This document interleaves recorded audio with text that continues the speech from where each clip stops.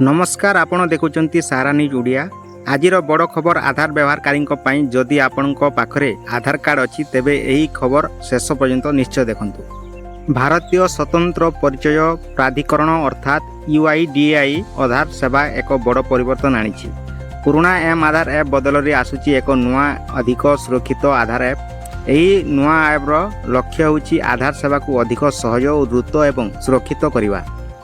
यही नुआ ऐप्र सबुठारु बड़ विशेषता होची फेस ऑथेंटिकेशन। अनेक समय OTP आसबारे विलंब हेबारु लोक माने समस्या रे पडुथिले, किंतु एबे केवल निज मुह स्कान करी परिचय जांच करिहेबो। या समय रे बंचेबा सह सुरक्षा को मध्य आहुरी मजबूत करिवो। सबुठारु बड़ खुशीर खबर हेउची एबे आधार सह मोबाइल नंबर अपडेट करिबा पई आधार केंद्र किंबा बैंक को बारंबार जीवार आवश्यकता नाही। नुआ ऐप माध्यम रे घरे बसी यही प्रक्रिया करिहेबो। आसंतु जानिबा मोबाइल नंबर किपरि अपडेट करिवे। प्रथमे गूगल प्ले स्टोर रु नुआ आधार ऐप डाउनलोड करंतु। ऐप को खाली सर्विस विभाग को जानतु एवं अपडेट मोबाइल नंबर विकल्प उपरे क्लिक करंतु। तापरे निजर नुआ मोबाइल नंबर दियंतु एवं OTP माध्यम रे वेरीफाई करंतु। या परे फेस ऑथेंटिकेशन करबा को पड़िबो। कैमरा सामना रे निज मुह रखी निर्देश अनुसार आखि पता ब्लिंक करंतु। समस्त प्रक्रिया संपूर्ण हेबा परे 75 टंका शुल्क ऑनलाइन रे प्रदान करबा को पड़िबो।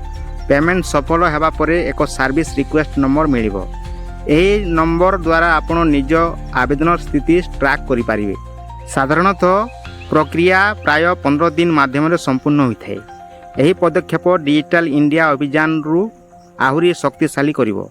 सेहीपरि दलालक उपरे निर्भरशीलता कमिबा सह आधार केंद्र रे भिड़ मध्य कमिबार बोली आशा करा जाउछि।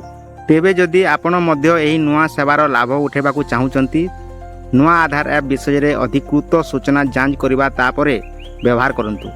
यह थिला आजिर स्पेशल रिपोर्ट। वीडियोटी भल लागितिले लाइक करंतु, शेयर करंतु एवं एभली गुरुत्वपूर्ण खबर पई सारा न्यूज ओडिया को सब्सक्राइब करंतु। धन्यवाद।